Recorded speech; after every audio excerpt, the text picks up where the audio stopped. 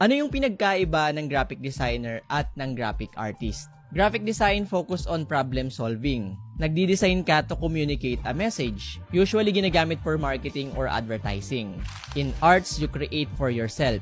It's a self-expression to express your ideas or your emotions. Sa design, direct mong sinasabi yung message. Pero sa arts, you let people give their own interpretation of the message. If you're a graphic designer, meron kang standard na pina-follow. Yung principles of design. To turn a message into a design and to create functionality. Usually, yung mga graphic designers can be a logo designer, web designers, print designers, or yung mga nagde-design ng mga marketing materials. If you're a graphic artist naman, your goal is to evoke emotions and express ideas.